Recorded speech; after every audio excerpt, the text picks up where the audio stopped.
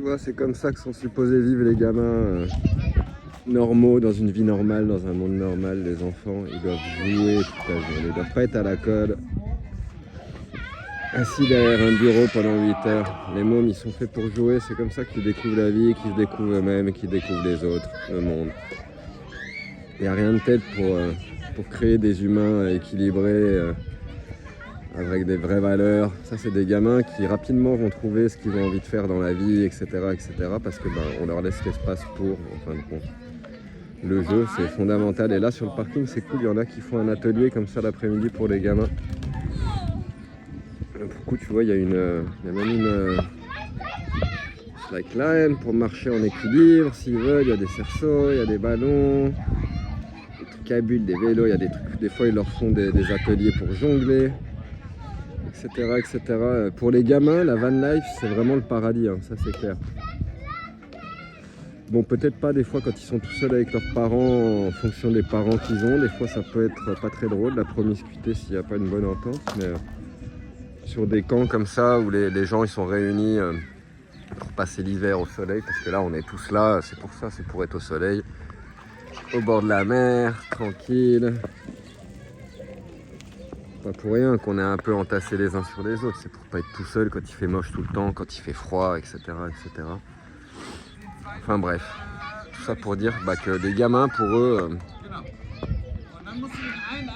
c'est un petit paradis.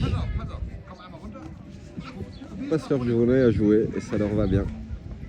Les enfants, ils n'ont pas besoin de plus, ils n'ont pas à être à l'école à 5 ans, à 6 ans, à 7 ans, à 8 ans, à passer toute la journée à l'école, c'est de la torture, c'est de l'esclavagisme. Des plus jeunes âges et on nous fait passer ça comme une chance.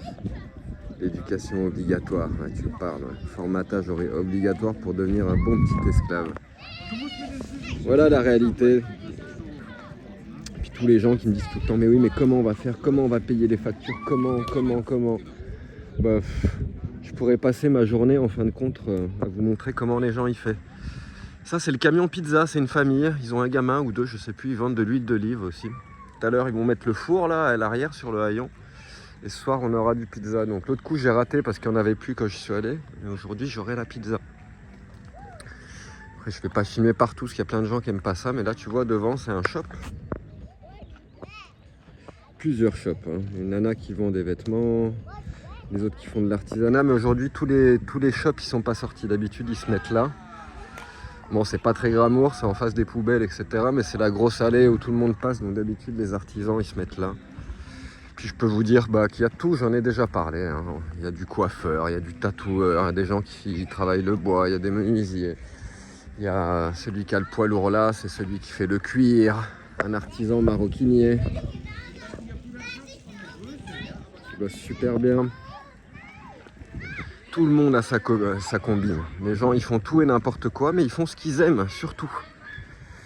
Puis vu que c'est des écosystèmes indépendants un petit peu du système général, forcément, si tout le monde bosse au black, tout le monde vend ses trucs en espèces, etc. Et les gens, ils vivent éternellement comme ça, faut pas croire, ça marche. Ça marche. Bon, c'est dommage, juste que je voulais vous montrer ça. Aujourd'hui, il n'y a pas grand-chose à vous montrer, mais il y a vraiment absolument tout. En haut, là-bas, il y avait un espèce de cabaret, ils avaient mis plusieurs camions autour d'un feu, etc. Ils faisaient un petit bar, il y en a qui fait épicier. Il y en a qui font des massages, il y en a... ça fait plein de trucs. Ça vend beaucoup de bouffe, ça vend des crêpes, ça vend du curry, ça vend du chai là-bas. Là-bas, ça vend de la pizza. Ça, c'est vraiment la facilité pour gagner de l'argent en voyage. Souvent, les gens, comment je vais faire tu sors une petite table, tu mets 2 trucs à crêpes et puis tu vends tes crêpes et ça marche super bien. T'es pas obligé d'avoir un four à pizza, un poids lourd comme il a l'autre là-bas. Mais il y en a plein qui font ça. Là où j'étais avant, il y avait un petit mec comme ça qui faisait le pain pour tout le parking. Donc il faisait le pain dans son camion, je sais pas comment. En plus son pain était super bon. Bon, c'était pas un pain de boulangerie, c'était un autre format, c'était un peu différent. Mais c'était super bon et il se débrouillait très bien comme ça. Donc voilà, il faut pas s'inquiéter quand tu prends la route. En fin de compte, tu finis, déjà tu prends un temps pour toi, pour te retrouver toi-même. Parce que souvent tu sors du système, tu es bien paumé. Puis une fois que tu as fait le ménage un petit peu, que tu commences à y voir clair, rapidement, tu commences à te rendre compte de ce que tu as envie de faire. Tu te rappelles ce ce que tu voulais te faire quand tu étais gamin, tu te rappelles de tes rêves, etc. Et ta vie, bah, elle va se diriger vers là, quoi. Mon pote Mano qui était là, qui est remonté en France, lui il vendait ses dessins. Il est tatoueur, il fait des super tatouages, des super dessins, etc. Mais là il n'avait pas tatoué depuis un moment et il vendait des dessins. Donc il allait, il posait les tatouages, les dessins sur la table et il a plein d'imprimés et il vend les imprimés. Et ça marchait très bien. Etc. etc. Donc c'est con qu'aujourd'hui il n'y ait pas un petit peu tous les shops pour vous montrer toute l'étendue du truc, quoi. Il y a plein de musiciens, il y a plein de... Les gens ils sont super créatifs dans ces milieux en fait, vu que bah, tu peux pas rien faire en permanence. L'être humain il n'est pas fait pour glander toute la journée à regarder le ciel. On est créatif, on aime construire, on aime créer, on aime inventer, on aime partager, etc. Et faut pas croire, il y a souvent des commentaires qui reviennent, bah, toi tu fais rien dans ton camion, etc. Bon, moi je fais pas rien. Comme ont pu s'en rendre compte les gens hier, on a fait un concert, moi j'ai joué pendant 4 heures. Donc je vais essayer de récupérer des vidéos, j'en ai pas faites, mais il y a un pote qui en a fait, mais son téléphone est bloqué. Il faut qu'il chope un nouveau téléphone parce qu'il a perdu le code d'accès au téléphone. Enfin je sais plus ce qu'il faut qu'il fasse, tout un micmac. Bon, on va récupérer les vidéos, je pourrais vous les montrer. Puis il y a un autre mec, un Allemand qui joue du flamenco aussi, mais hier il était aux machines, qui a fait des vidéos, j'irai lui demander tout à l'heure. Et donc bah, chacun fait quoi. Moi de toute façon je bosse énormément, les gens ils me connaissent pour ça, ils le savent. Comme ça jazz, que ça parle beaucoup, je pense qu'il y a des gens... on me l'a dit là il n'y a pas longtemps en commentaire, tu parles beaucoup, mais force est de constater que tu t'améliores à la guitare, donc c'est que ça doit vraiment bosser, effectivement, c'est pas que des mots. Bah ouais, c'est pas que des mots. Ce qui s'est passé hier soir, ça le confirme. Tous les gens qui ont entendu ce qui s'est passé hier soir, bah, je pense qu'ils diront la même chose.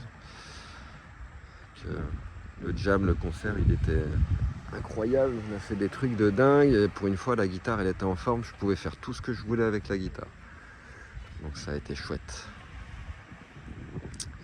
Enfin voilà, je vais essayer de pas trop m'attarder, je vais aller voir les poteaux un petit peu. J'ai pas trop envie de jouer de la guitare aujourd'hui justement parce que hier on y a passé trop de temps.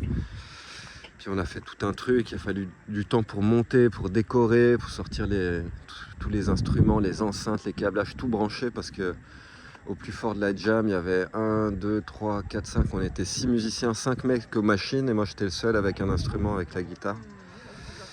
Donc voilà.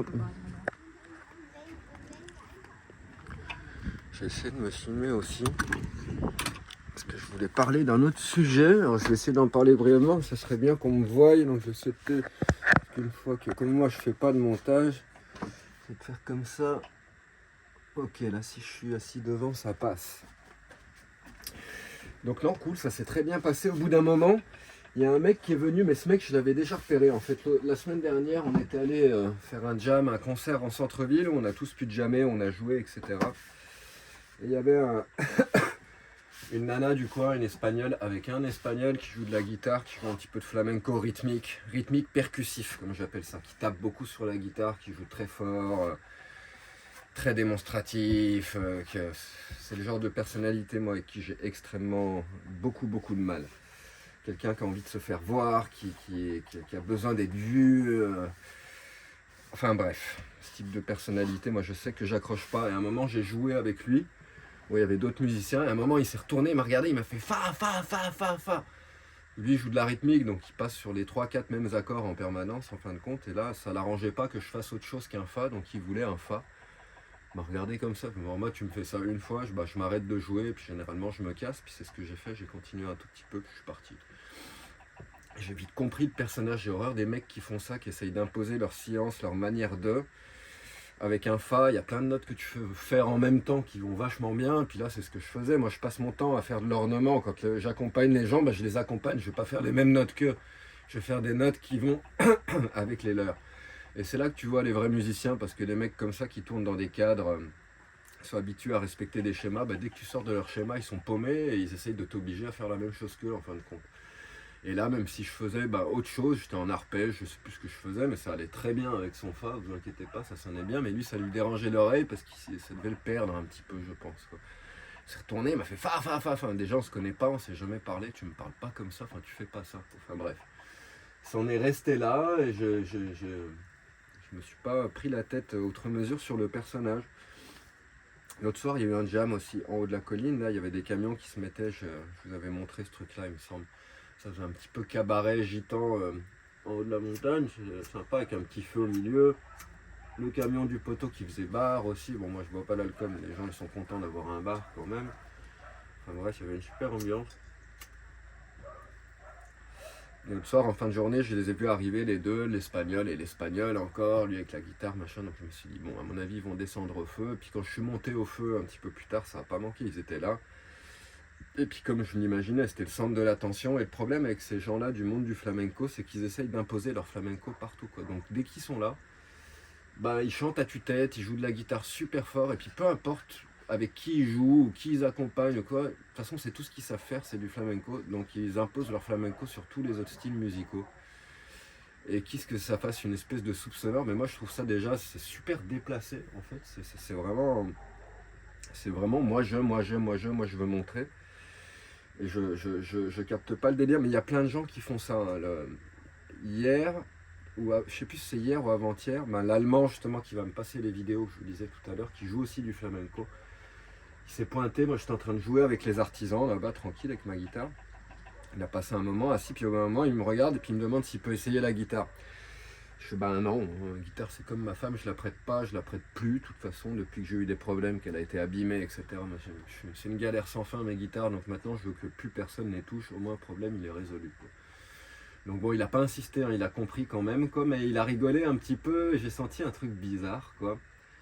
Puis il est revenu une demi-heure après avec une guitare des frères Sanchi, Hermano Sanchi.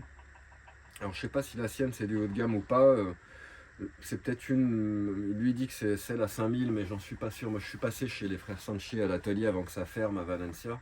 Et j'avais essayé une de leurs guitares à 5000 balles, mais c'en est peut-être bien une. Hein. C'est fort possible que ce soit une guitare à 5000 euros. Puis pour coup, il a ça, il l'a joué, et puis il m'a demandé si je voulais l'essayer, tu vois. Et en fait, c'est là que j'ai compris, bah plus tard, lui s'en foutait d'essayer ma guitare. Il a bien vu que ma guitare, c'est une Paco Castillo, que c'est pas une bonne guitare, une vraie guitare comme la sienne. Donc il n'avait pas envie d'essayer ma guitare, quoi. Il voulait montrer sa science avec ma guitare. Et c'est souvent ce que font les guitaristes, j'ai horreur de ça. J'ai horreur de ça, que quelqu'un se pointe et qui veut jouer sur ta guitare sous prétexte, parce qu'il veut essayer ta guitare, mais en fait pas du tout, quoi. Ils s'en foutent d'essayer ta guitare, les gens ce qu'ils veulent c'est te montrer leur couille un petit peu, et moi regarde moi ce que je sais faire avec la guitare, quoi. Et moi je trouve ça super déplacé quand tu es en train de jouer, quand il y a quelqu'un qui se pointe et qui veut faire ça. C'est en mode, bon allez arrête, c'est bon, t'as assez entendu, et puis moi je vais te montrer ce que je sais faire un petit peu, quoi. Là c'était super subtil, mais quand j'ai capté après qu'effectivement il avait une guitare à 5000 balles des frères Sanchi, tu vas me dire qu'il avait envie d'essayer ma Paco Castillo avec les cordes qui sont super hautes. Lui il a les cordes à 2 mm 5, c'est super bas, c'est confortable, t'as l'impression de jouer dans du beurre, sa guitare elle va trop bien, quoi. C'est un truc de dingue, quoi. Tu vas me dire qu'il avait envie d'essayer ma vieille guitare à 1500 balles avec les cordes super hautes qui fait mal aux mains et machin truc. Il a bien vu, il est pas stupide, il sait ce qu'il en est. Donc en fin de compte, quelque part, c'était juste ça, tu vois, il voulait me montrer ce qu'il savait faire. Et c'est avéré que c'est un mec qui joue, il joue du flamenco, du vrai. Caresse, flamenco, c'est super beau, etc. Mais il effleure les cordes, il joue vraiment pas très très fort. Moi quand je joue, la guitare elle sonne 25 fois plus fort, c'est assez incroyable.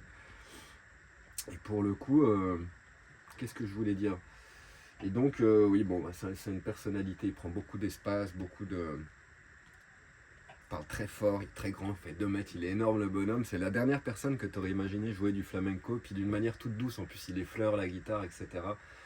Donc, moi, ma manière de jouer, je pense que ça le choque un petit peu, mais dans ce que j'ai vu hier, bah, il a quand même compris qu'effectivement, c'est comme ça que tu es censé jouer de la guitare. Tu es comme censé faire sonner les cordes, envoyer des picados qui sonnent fort, qui claquent, etc. C'est ce que j'ai fait toute la soirée.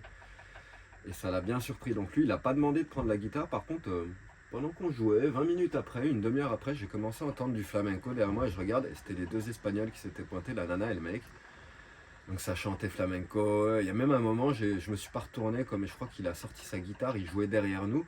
Nous, on était en mode concert avec une table avec 5 musiciens ensemble en train de communiquer. Enfin, on faisait un concert, quoi, tu vois, avec la guitare et les machines. Et à un moment, il se pointe à côté de moi. Quand j'arrête, je me fais une petite pause, je me fais une clope. Il arrive, il fait machin, il fait tu me la passes? Je regarde, je fais mais quoi? Bah, la guitare, tu peux me passer la guitare? Je fais bah non. Puis j'ai tourné la tête, je n'ai même plus regardé, je n'ai même plus parlé à ce mec.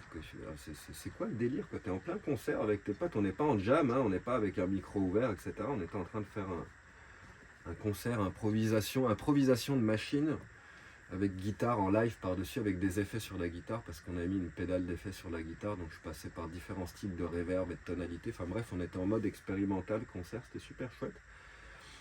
Et t'as quand même un mec qui arrive, le même mec, quoi, encore une fois, du monde du flamenco, qui arrive, et puis lui c'est pareil, si je lui avais laissé la guitare, il aurait tout niqué, quoi, parce qu'il aurait imposé ces rythmiques claquantes de flamenco qui sortent super fort, qui claquent, mais qui avaient absolument rien à voir avec la musique qui est en train de se jouer, quoi. Donc moi déjà je prête pas ma guitare, je lui aurais pas passé ma guitare, c'est hors de question, quoi, mais en plus pour qu'il vienne truffider ce qu'on était en train de faire, parce que je sais très bien ce qu'il aurait fait, d'ailleurs c'est ce qu'il faisait derrière nous à 2 mètres, on avait fait un petit feu, tout un décor, etc. Ils se sont mis, il est quand même allé chercher sa guitare après, quoi. Dire à quel moment tu peux pas retenir et puis contrôler ton ego pour capter le truc, quoi, et comprendre que bordel, les musiciens ils sont en train de jouer, on n'a pas besoin de toi, t'as pas besoin de venir monter tes couilles avec ta guitare et venir encore une fois imposer ton flamenco, enfin c'est que l'ego, quoi, et c'est vraiment triste de voir ça, mais dans le monde des musiciens tu vois ça tout le temps, partout, en permanence, quoi. Des gens qui veulent montrer leur science, leur savoir et qui sont incapables de profiter d'un événement, d'un concert et d'écouter les autres jouer. Moi j'adore ça quand l'Allemand il sort sa guitare qui joue du flamenco, mais moi je joue pas, quoi. Jamais je vais venir lui casser les couilles, etc. Au contraire, j'écoute, il joue super bien, en plus c'est super agréable. Je vois pas l'intérêt, puis là tu vas te pointer, faire passe-moi ta guitare, moi aussi je. C'est n'importe quoi, quoi. Et ça c'est une réalité de laquelle on parle pas souvent dans le monde des instrumentistes, des musiciens, c'est vraiment comme ça. Il y a beaucoup d'ego aussi. Et les gens ils savent plus écouter, c'est dingue, quoi. Alors c'est quand même super agréable d'écouter des autres musiciens et puis pour une fois de pas avoir le stress, la pression de voir toi prendre la scène, jouer, trouver des idées, etc. C'est super cool, quoi, mais ça m'étonne absolument pas. Ce genre de profil chez les Espagnols et particulièrement dans le monde du flamenco, c'est ultra courant. Ultra courant. Les guitaristes, il y en a plein qui sont super forts, qui ont un bagage technique de malade mental, c'est des grands guitaristes, etc. Enfin pas ce mec là, en l'occurrence, c'est pas du tout un grand guitariste du tout.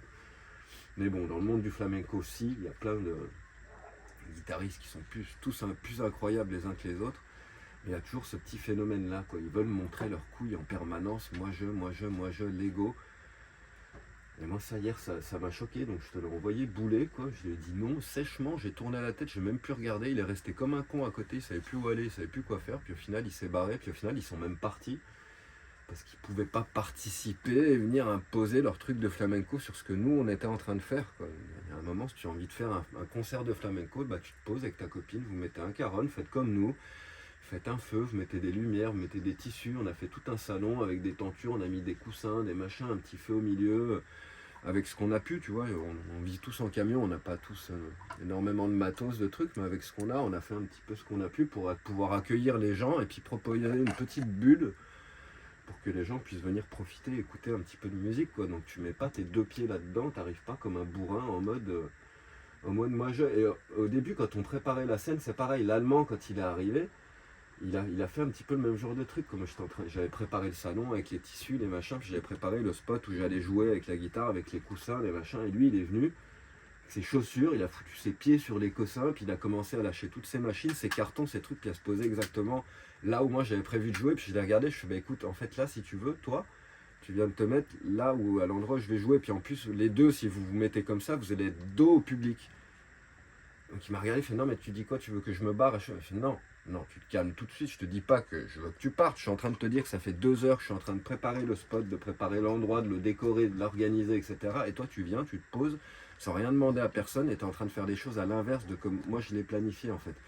Donc je te dis pas de partir, je te dis juste plutôt de te mettre comme ça sur la table avec les gens qui seraient derrière et le feu qui est là, les gens qui sont là, et lui assis mais en train de regarder par là-bas, n'importe quoi, tu vas te mettre sur le côté de la table. Et moi, je vais être là, mais tourné vers les gens, quoi. Et pareil, le poteau qui était de l'autre côté, on l'a mis sur le côté, histoire qu'il puisse être face aux gens, quoi. Et toujours la même chose, c'est toujours la même histoire, quoi. Les égos, et les gens qui oublient de faire un petit peu attention à ce qui est en train de se passer. Tu vois, tu viens dans une symbiose de gens qui bossent ensemble, qui vont faire un événement ensemble. Tu essayes d'être attentif. Avant de poser ton synthé, tu te demandes, vous posez ton synthé, comment vous avez pensé le truc, comment machin, truc. Enfin, ça paraît tellement logique que moi, c'est des choses qui... Ça me paraît tellement improbable quand il y a quelqu'un qui fait comme ça, ma patience, elle disparaît en une demi-seconde et puis j'ai le sang chaud. Donc c'est pour ça qu'il lui, il a dû me répondre, tu veux quoi que je me barre, machin, parce que des fois j'ai peut-être une manière de parler qui est un peu sèche. Mais putain, il y a un moment, personne n'est proscrit d'utiliser sa cervelle, quoi, et de faire un petit peu attention à ce que les gens font. Et dans le milieu des musiciens, je vous garantis que c'est pas trop tout rose entre les organisateurs, les salles de concert, les théâtres, ou alors les boîtes de nuit, les machins, pour ceux qui font de la musique électronique. C'est tout un micmac toujours pour négocier ton truc, donc quelque part tu es obligé d'être un petit peu en mode combat, et puis toujours faire ta place, faire ton nid, et puis d'être obligé de pousser pour pouvoir jouer. Et ça développe un peu ce côté-là chez les musiciens qui ils ont plus de taxes en fin de compte, quoi. Leur seule préoccupation c'est de jouer, c'est de se montrer, c'est pas forcément de donner une fenêtre aux gens pour qu'ils puissent voyager, s'évader à travers la musique, c'est de venir imposer leur art un petit peu, quoi. Montrer leur science, montrer leur talent, quoi. Et moi ça c'est un truc qui me dérange énormément, quoi. Faut pas oublier qu'on est là à proposer quelque chose, à donner quelque chose aux gens. Et c'est quelque chose qui a un fort impact sur eux en plus, quoi. L'énergie, c'est réel. Les fréquences de la musique, elles vibrent à travers leur corps. Donc ça a forcément un impact, même organique, même chimique dans leur corps. Donc c'est quand même une responsabilité. Et en fait, tu te rends compte que souvent dans le milieu de la musique, les musiciens, ils en ont rien à carrer, quoi. Tout ce qu'ils veulent, c'est que les gens écoutent leur son parce que parce que je fais mieux que l'autre, en fin de compte, quoi. Et la réalité, c'est que derrière, il y en a un petit 5% qui bossent comme des Turcs et qui travaillent en conséquence pour pouvoir faire des choses bien. Et tous les autres, en fin de compte, ça bosse un petit peu. C'est une passion, c'est machin, c'est trucs. Mais par contre, quand il s'agit de montrer la musique, ils sont tous là à courir pour être le premier. Mais quand il faut travailler, il n'y a plus personne. C'est quand même un petit peu spécial. Enfin bref. Voilà, je voulais toucher un petit peu ces sujets aujourd'hui. Je ne vais pas m'attarder longtemps. J'ai pas envie de camper sur le téléphone. J'avais envie de faire une petite vidéo débriefing de hier soir. Enfin bon, malgré tout, c'était super cool. On a joué, je pense, 3-4 heures tous ensemble. Il y a eu des super passages. Des fois, c'était un petit peu micmac, un peu le bordel, parce que toutes les machines, elles sont en MIDI, avec une horloge. Je sais plus si c'était une horloge interne ou externe à la carte son, etc. Enfin, je sais même pas comment ils font pour jouer tous ensemble comme ça. Donc, il y a des moments où ça faisait des trucs magiques qui marchaient super bien. Des fois, il fallait un petit peu recentrer le bordel, ils étaient obligés de s'arrêter pour recalibrer. Parce qu'il y a l'allemand, justement, il avait un espèce de synthétiseur qui n'a pas de preset. Donc le truc, tu le joues et puis tu le règles quand tu le joues. Donc il n'y a pas de preset, tu peux pas choisir un son, il n'y a pas de son enregistré dans ce truc, c'est à toi de les modeler et de les forger. C'est de la synthèse en temps réel en fin de compte. Et ça implique des concessions en fin de compte. Des fois ça fait n'importe quoi, le temps de pouvoir gérer un petit peu ta waveform, les LFO, etc. Enfin bref. Mais malgré tout, il y a eu des trucs super cool. Je pense que les gens ont bien apprécié. Nous, on a passé un chouette moment. On a appris plein de trucs. Je pense qu'on va le refaire. Le son était sympa. On avait l'enceinte du copain au milieu et une grosse JBL qui faisait un peu les subs en bas. Puis on a mis les deux Genelec au-dessus. Donc on avait des médiums aigus qui étaient super clairs avec une super définition. Et ça, mine de rien, ça change tout. Surtout quand il y a plein de synthés, que c'était tout en analogique comme ça. Là, on avait un son de malade. C'était super propre et on entendait bien la guitare en plus. Donc c'était vraiment cool. Bonne balance, bonne symbiose, personne s'est pris la tête avec personne, il n'y avait personne pour imposer sa musique à l'autre, il y avait vraiment une espèce de communication télépathique sans se parler, enfin c'était super cool. On a vraiment passé un moment tout doux. Le petit voisin à côté Tim aussi super sympa, il faisait de la bouffe en début de soirée, après il a carrément sorti la bouffe, puis il a fait des faritas pour tout le monde. Il avait fait un espèce de truc, je sais plus si c'était au curry ou quoi, mais il a donné de la bouffe à tout le monde. Donc big up à Tim, hein. Parce que ici, tout le monde vend des crêpes, tout le monde vend des pizzas, tout le monde vend des trucs et des machins, mais personne ne donne rien à personne. C'est un peu chelou. Hier, je leur ai rappelé ça quand on faisait la pétanque un peu. Je ne l'ai pas dit, mais je me suis pointé avec une tablette de chocolat Nestlé, chocolat noir, tout bon, machin. Puis j'ai partagé avec les gens, quoi. C'est un peu le délire, c'est que comme tout le monde vend des trucs, au final, des fois, les gens, ils oublient d'être généreux. Et hier, il y avait cette énergie et j'ai trouvé ça cool. Que Tim, il donne la bouffe, nous, on donne la musique aussi. On n'a même pas passé le chapeau à la fin. On pourrait d'ailleurs, parce que moi, c'est quand même mon boulot. Et des fois, ça pourrait être pas mal qu'il y ait quelqu'un qui prenne l'initiative de passer le chapeau. Pour que les musiciens, pour que les icônes, on puisse récupérer un petit peu quelque chose. Quand on propose un concert, un truc, et le chapeau, je trouve ça, c'est un chouette concept. Mais il faut que quelqu'un se motive pour le faire. Moi, c'est pas trop mon truc. Je me motiverais pas à passer au chapeau, mais ça pourrait être une bonne idée. Enfin voilà, on va le refaire. Je tâcherai de récupérer, j'essaierai d'aller voir l'allemand tout à l'heure pour récupérer les vidéos qu'il a fait, vous mettre ça en ligne. Puis quand Tim il aura débloqué son téléphone, pareil, je récupérerai les vidéos et je ferai une compilation. Parce que je pense j'ai aucune idée de quand ils ont enregistré, de ce qu'ils ont enregistré, parce qu'il y avait des passages super sympas et puis des passages beaucoup moins sympas. Donc si on a de la chance, parce que c'est pareil, quand tu commences à filmer, tu sais jamais ce que les musiciens vont faire. Donc si on a du pot, il y a peut-être des bons passages qui ont été enregistrés. Et si on a moins de peau, peut-être pas. Après, qualité audio, je sais pas. Comme c'est filmé au téléphone, qu'il y a quand même les enceintes qui sortaient fort, est-ce que le son sera en bon état, assez clair pour que ça soit audible? Je sais pas, mais enfin bref, je vais regarder tout ça un petit peu plus tard et je tâcherai de mettre tout ça en ligne.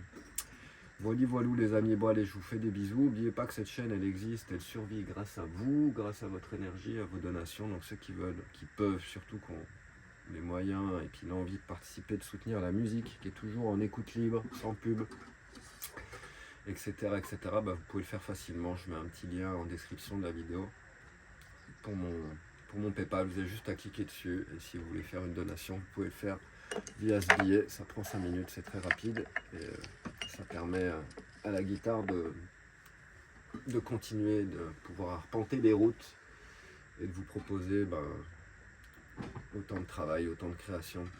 Je suis quand même content que cette personne elle m'ait mis ça en commentaire là. Il y a quelqu'un qui m'a dit ça. Ouais, tu parles beaucoup. Donc le mec il me prenait un petit peu avec des pincettes parce que je parle beaucoup. C'est normal, la musique, les gens s'en foutent. C'est quand je parle que les vidéos elles font des vues. Donc tu m'étonnes, je parle beaucoup. J'ai envie que la chaîne elle fonctionne et puis que ça marche. Donc j'alimente la chaîne en parlant. Mais il a raison, hein, souvent les gens qui parlent le plus, c'est pas ceux qui en font le plus. Et là, il a été quand même surpris ou content de voir qu'effectivement, la guitare, ça avance. Hein. Si vous voyez pas des progressions dans ce que j'enregistre, dans ce que je fais tous les mois, avec ce que je bosse, c'est pas normal. C'est qu'il y a un problème sur ma technique de travail ou quelque chose. Mais je bosse énormément, donc je suis content qu'il y ait des gens qui voient ça et que vous voyez que la musique, elle évolue, elle se déploie, elle grandit. Ça fait que 7 ans que j'y suis. Hein. J'y suis pas depuis que j'ai 5 ans à la guitare flamenca. Donc encore heureux que ça grandit, que ça mute, que ça change en permanence. Et, de toute façon, je travaille en conséquence. Donc, pas pour rien que je parle autant puis que je ramène ce sujet-là sur la table en permanence, quoi. Je donne le cœur de mon art, le cœur de mon travail, tout ce que je fais, tout ce que j'ai développé en 40 ans de vie, 45 ans, c'est dans la musique et c'est ça que je donne aux gens. Et je mets un piédestal à le donner gratos et à instaurer cette énergie de partage. Je trouve ça super chouette. Moi, je donne, et s'il y en a qui ont envie de renvoyer et puis de rebalancer cet équilibre, parfait, c'est nickel. Moi, ça me permet de pouvoir continuer à créer en tant qu'ermite dans la montagne, et c'est très bien. Bon, là, je suis pas très ermite en ce moment, mais ça va pas tarder à revenir. Je commence à en avoir un petit peu ma claque de la promiscuité, il y a trop de monde, et j'ai envie de tranquillité. Donc, incessamment sous peu, je vais finir par regagner des horizons plus isolés, c'est sûr et certain. Voilà, bon allez, je vous souhaite tous une belle fin de journée, une belle après-midi, et à bientôt pour de nouvelles aventures. Ciao.